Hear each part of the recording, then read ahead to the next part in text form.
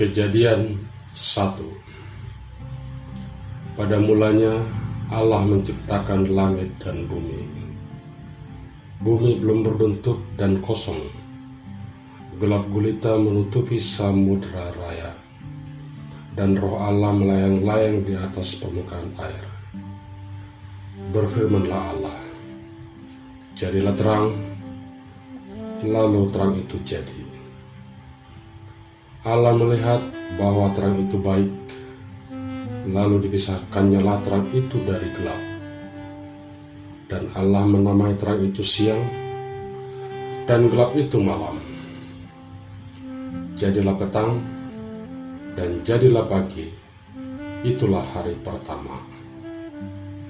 Berfirmanlah Allah, jadilah cakrawala di tengah segala air, untuk memisahkan air dari air.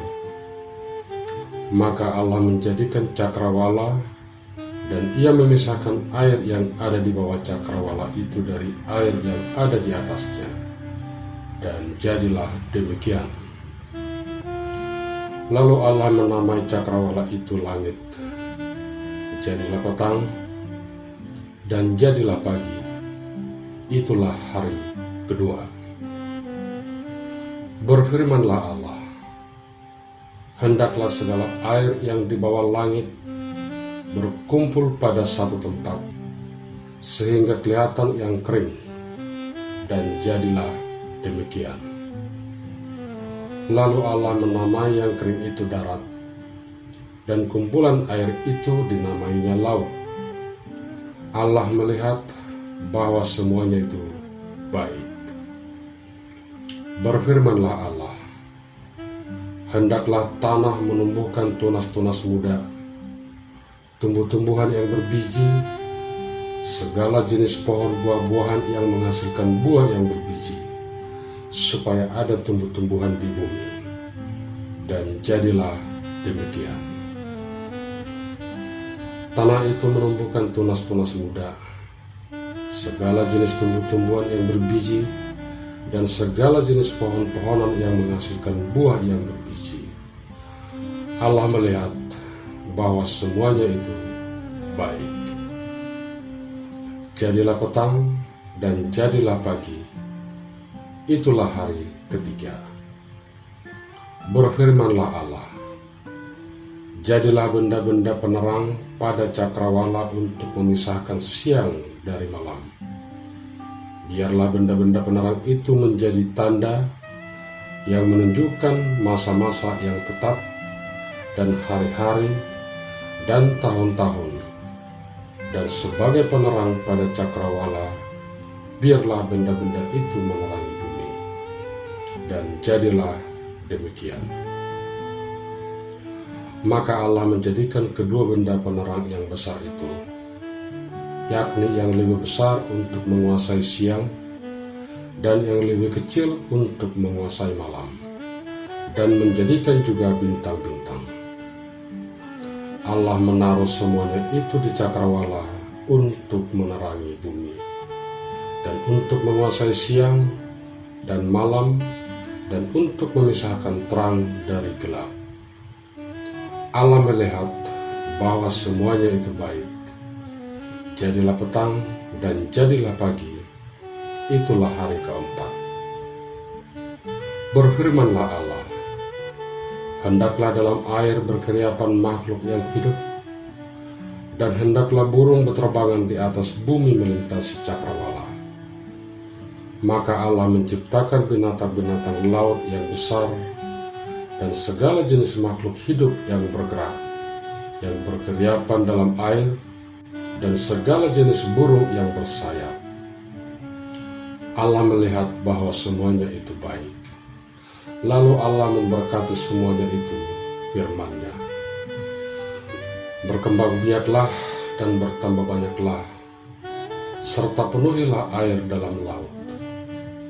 Dan hendaklah burung-burung di bumi bertambah banyak. Jadilah petang, dan jadilah pagi, itulah hari kelima. Berfirmanlah Allah, hendaklah bumi mengeluarkan segala jenis makhluk yang hidup, ternak dan binatang melata, dan segala jenis binatang liar. Dan jadilah demikian. Allah menjadikan segala jenis binatang liar dan segala jenis ternak dan segala jenis binatang melata di muka bumi. Allah melihat bahwa semuanya itu baik. Berfirmanlah Allah, baiklah kita menjadikan manusia menurut gambar dan rupa kita, supaya mereka berkuasa atas ikan-ikan di laut, dan burung-burung di udara, dan atas ternak, dan atas seluruh bumi, dan atas segala binatang melata yang merayap di bumi. Maka Allah menciptakan manusia itu menurut gambarnya. Menurut gambar Allah diciptakannya dia, laki-laki dan perempuan diciptakannya mereka. Allah memberkati mereka, lalu Allah berfirman kepada mereka, beranak cuculah dan bertambah banyak, penuhilah bumi dan taklukkanlah itu, berkuasalah atas ikan-ikan di laut dan burung-burung di udara dan atas segala binatang yang merayap di bumi. Berfirmanlah Allah, lihatlah, aku memberikan kepadamu segala tumbuh-tumbuhan yang berbiji di seluruh bumi, dan segala pohon-pohonan yang buahnya berbiji, itulah akan menjadi makananmu. Tetapi kepada segala binatang di bumi, dan segala burung di udara, dan segala yang merayap di bumi yang bernyawa, berikan segala tumbuh-tumbuhan hijau menjadi makanannya. Dan jadilah demikian. Maka Allah melihat segala yang diciptakannya itu sungguh amat baik.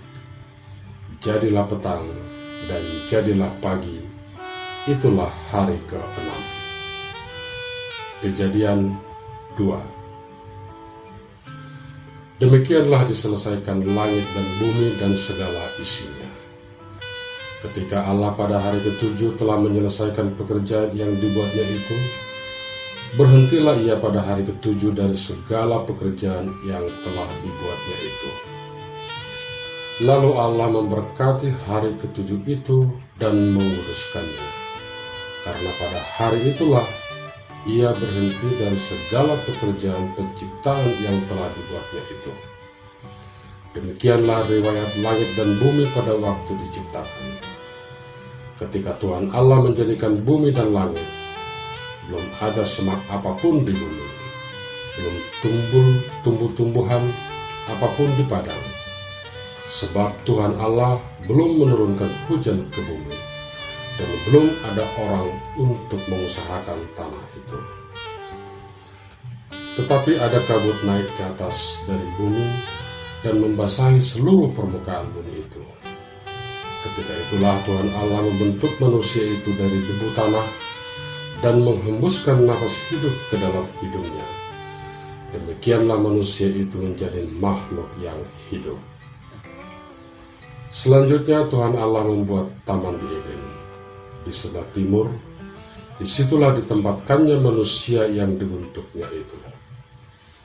Lalu Tuhan Allah menumbuhkan berbagai pohon dari bumi yang menarik dan yang baik untuk dimakan buahnya, dan pohon kehidupan di tengah-tengah taman itu, serta pohon pengetahuan tentang yang baik dan yang jahat.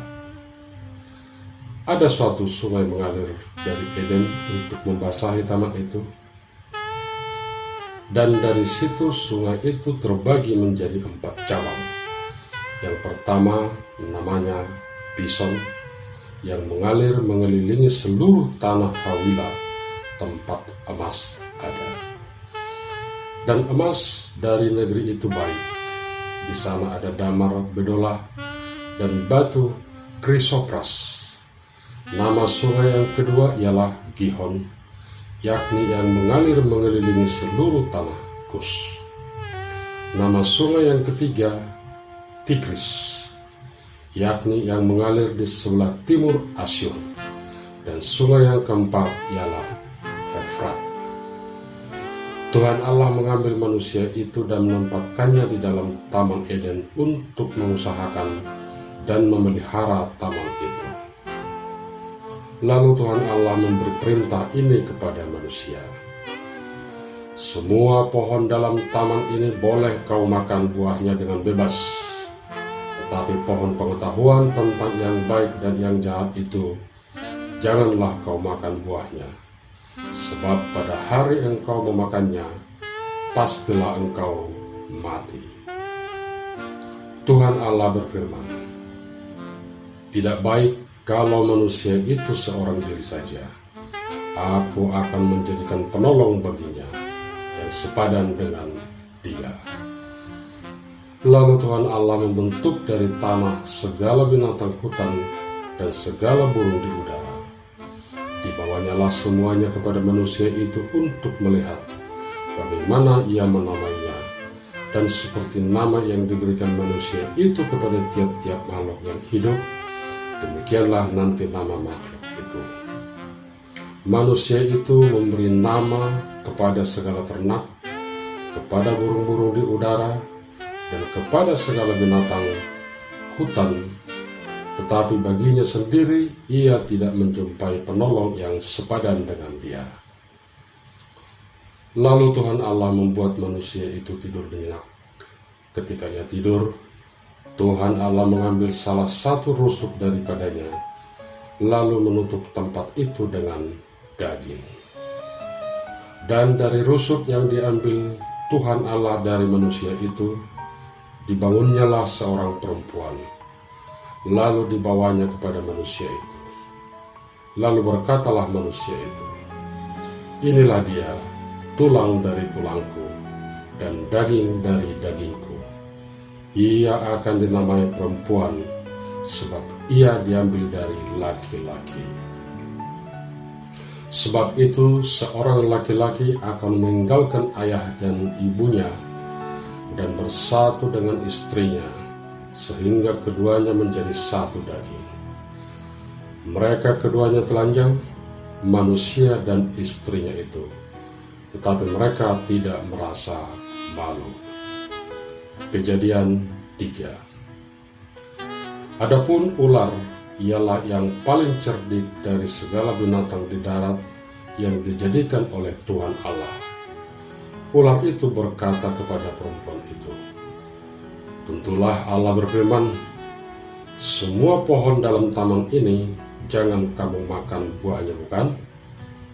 Lalu sahut perempuan itu kepada ular itu, buah pohon-pohonan dalam taman ini boleh kami makan.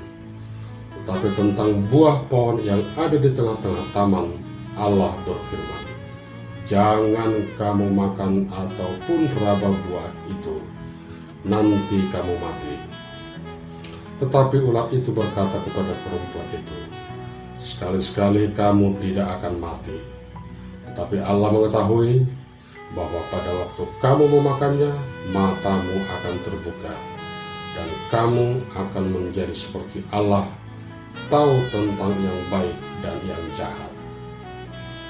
Perempuan itu melihat bahwa buah pohon itu baik untuk dimakan dan sedap kelihatannya. Lagi pula pohon itu menarik hati karena memberi pengertian. Lalu ia mengambil dari buahnya dan dimakannya, dan diberikannya juga kepada suaminya yang bersama-sama dengan dia, dan suaminya pun memakannya. Maka terbukalah mata mereka berdua dan mereka tahu bahwa mereka telanjang. Lalu mereka menyemat daun pohon ara dan membuat cawat. Ketika mereka mendengar bunyi langkah Tuhan Allah yang berjalan-jalan di dalam taman itu pada waktu hari sejuk, bersembunyilah manusia dan istrinya itu terhadap Tuhan Allah di antara pohon-pohonan di dalam taman. Tetapi Tuhan Allah memanggil manusia itu dan berfirman kepadanya, di manakah engkau? Ia menjawab, ketika aku mendengar bahwa engkau ada dalam taman ini, aku menjadi takut karena aku telanjang, sebab itu aku bersembunyi. Firman-Nya, Siapakah yang memberitahukan kepadamu bahwa engkau telanjang? Apakah engkau makan dari buah pohon yang kularang engkau makan itu?" Manusia itu menjawab, "Perempuan yang kau tempatkan di sisiku, dialah yang memberi dari buah pohon itu kepadaku, maka kumakan." Kemudian berfirmanlah Tuhan Allah kepada perempuan itu, "Apakah yang telah kau perbuat ini?" Jawab perempuan itu, "Ular itu yang memperdayakan aku, maka kumakan." Lalu berfirmanlah Tuhan Allah kepada ular itu, "Karena engkau berbuat demikian, terkutuklah engkau di antara segala ternak dan di antara segala binatang hutan. Dengan perutmulah engkau akan menjalar, dan debu tanahlah akan kau makan seumur hidupmu. Aku akan mengadakan permusuhan antara engkau dan perempuan ini, antara keturunanmu dan keturunannya.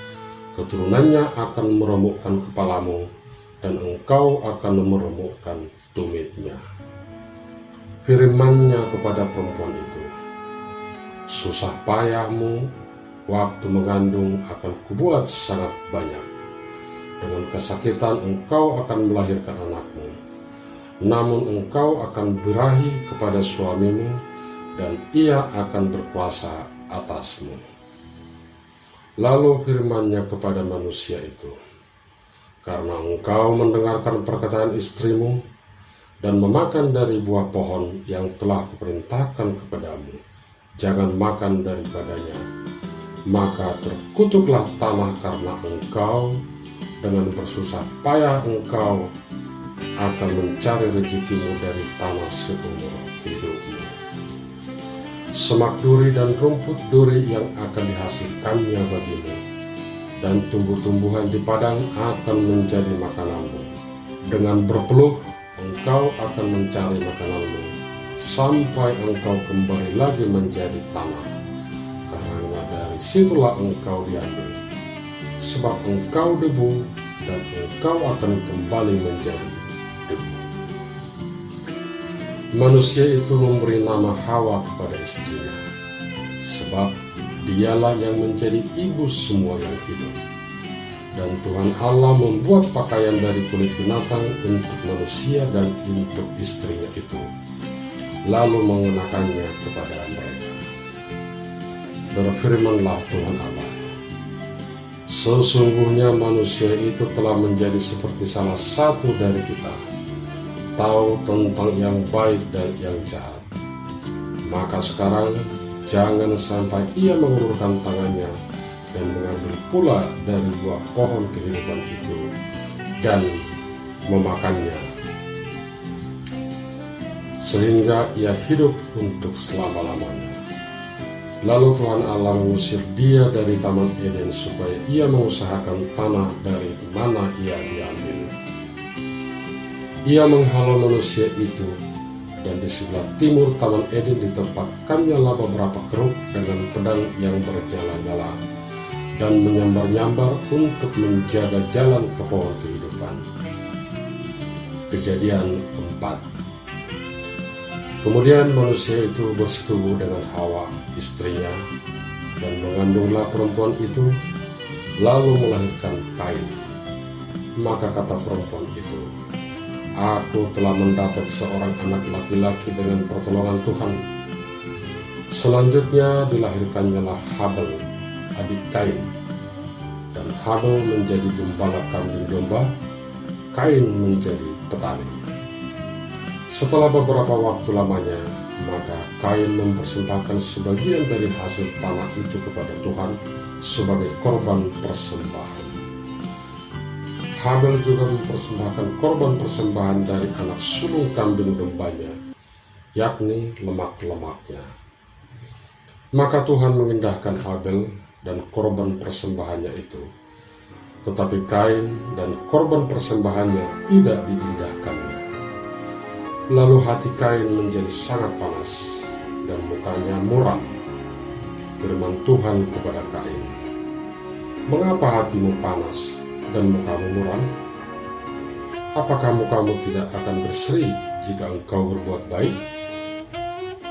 Tetapi jika engkau tidak berbuat baik, dosa sudah mengintip di depan pintu. Ia sangat menggoda engkau, tetapi engkau harus berkuasa atasnya. Kata Kain kepada Habel adiknya, marilah kita pergi ke padang. Ketika mereka ada di padang, tiba-tiba Kain memukul Habel adiknya itu, lalu membunuh dia. Firman Tuhan kepada Kain, di mana Habel adikmu itu? Jawabnya, aku tidak tahu. Apakah aku menjaga adikku? Firman-Nya, apakah yang telah kau perbuat ini? Darah adikmu itu berteriak kepadaku dari tanah. Maka sekarang terkutuklah engkau, terbuang jauh dari tanah yang mengangkat mulutnya untuk menerima darah adikmu itu dari tanganmu. Apabila engkau mengusahakan tanah itu, maka tanah itu tidak akan memberikan hasil sepenuhnya lagi padamu. Engkau menjadi seorang pelarian dan pengembara di bumi. Kata Kain kepada Tuhan, hukumanku itu lebih besar daripada yang dapat kutanggung. Engkau menghalau aku sekarang dari tanah ini, dan aku akan tersembunyi dari hadapanmu. Seorang pelarian dan pengembara di bumi, maka barang siapa yang akan bertemu dengan aku, tentulah akan membunuh aku. Firman Tuhan kepadanya, sekali-kali tidak. Barang siapa yang membunuh Kain akan dibalaskan kepadanya 7 kali lipat. Kemudian Tuhan menaruh tanda pada Kain, supaya ia jangan dibunuh oleh barang siapapun yang bertemu dengan dia. Lalu Kain pergi dari hadapan Tuhan, dan ia menetap di tanah Nod di sebelah timur Eden. Kain bersetubuh dengan istrinya, dan mengandunglah perempuan itu, lalu melahirkan Henok. Kemudian Kain mendirikan suatu kota, dan dinamainya kota itu Henok menurut nama anaknya. Bagi Henok lahirlah Irad, dan Irad itu memperanakkan Mehujael, dan Mehujael memperanakkan Metusael, dan Metusael memperanakkan Lamek. Lamek mengambil istri 2 orang, yang satu namanya Ada, yang lain Zila. Ada itu melahirkan Yabal, dialah yang menjadi bapa orang yang diam dalam kemah dan memelihara ternak.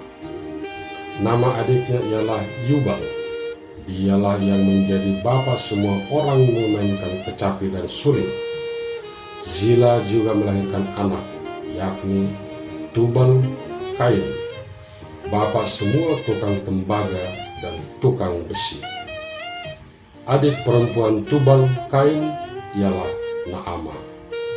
Berkatalah Lamek kepada kedua istrinya itu, Ada dan Zila, dengarkanlah suaraku. Hai istri-istri Lamek, pasanglah telingamu kepada perkataanku ini. Aku telah membunuh seorang laki-laki karena ia menyukai aku, membunuh seorang muda karena ia memukul aku sampai bengkak. Sebab jika Kain harus dibalaskan 7 kali lipat, maka Lamek 77 kali lipat. Adam bersetubuh pula dengan istrinya. Lalu perempuan itu melahirkan seorang anak laki-laki dan menamainya Set.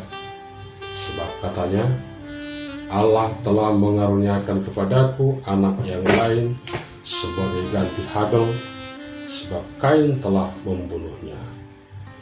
Lahirlah seorang anak laki-laki bagi Set juga, dan anak itu dinamainya Enos. Waktu itulah orang mulai memanggil nama Tuhan. Kejadian 5. Inilah daftar keturunan Adam. Pada waktu manusia itu diciptakan oleh Allah, dibuatnyalah dia menurut rupa Allah. Laki-laki dan perempuan diciptakannya mereka. Ia memberi mereka dan memberikan nama manusia kepada mereka pada waktu mereka diciptakan. Setelah Adam hidup 130 tahun, ia memperanakkan seorang laki-laki menurut rupa dan gambarnya, lalu memberi nama Set kepadanya. Umur Adam setelah memperanakkan Set 800 tahun, dan ia memperanakkan anak-anak lelaki dan perempuan. Jadi Adam mencapai umur 930 tahun, lalu ia mati. Setelah Set hidup 150 tahun, ia memperanakkan Enos, dan Set masih hidup 807 tahun setelah ia memperanakkan Enos, dan ia memperanakkan anak-anak lelaki dan perempuan. Jadi Set mencapai umur 912 tahun, lalu ia mati. Setelah Enos hidup 90 tahun, ia memperanakkan Kenan, dan Enos masih hidup 815 tahun setelah ia memperanakkan Kenan, dan ia memperanakkan anak-anak lelaki dan perempuan. Jadi Enos mencapai umur 905 tahun, lalu ia mati. Setelah Kenan hidup 70 tahun, ia memperanakkan Mahalael, dan Kenan masih hidup 840 tahun setelah ia memperanakkan Mahalalel, dan ia memperanakkan anak-anak lelaki dan perempuan. Jadi Kenan mencapai umur 910 tahun, lalu ia mati. Setelah Mahalalel hidup 65 tahun, ia memperanakkan Yared, dan Mahalalel masih hidup 830 tahun setelah ia memperanakkan Yared, dan ia memperanakkan anak-anak lelaki dan perempuan.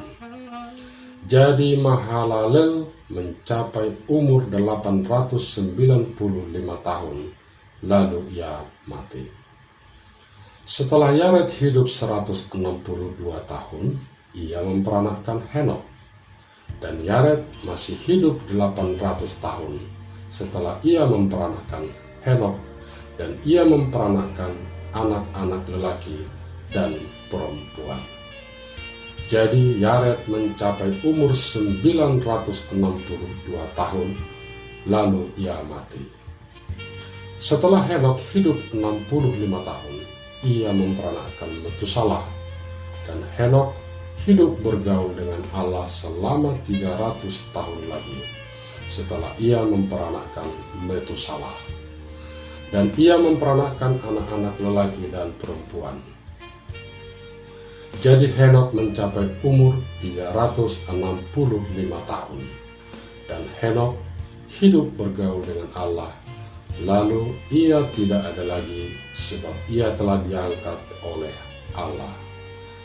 Setelah Metusalah hidup 187 tahun, ia memperanakkan Lamek, dan Metusalah masih hidup 782 tahun setelah ia memperanakkan Lamek, dan ia memperanakkan anak-anak lelaki dan perempuan. Jadi Metusalah mencapai umur 969 tahun, lalu ia mati. Setelah Lamek hidup 182 tahun, ia memperanakkan seorang anak laki-laki dan memberi nama Nuh kepadanya. Katanya, anak ini akan memberi kepada kita penghiburan dalam pekerjaan kita yang penuh susah payah di tanah yang telah terkutuk oleh Tuhan. Dan Lamek masih hidup 595 tahun setelah ia memperanakkan Nuh, dan ia memperanakkan anak-anak lelaki dan perempuan. Jadi Lamek mencapai umur 777 tahun, lalu ia mati. Setelah Nuh berumur 500 tahun, ia memperanakkan Sem, Ham, dan Yafet.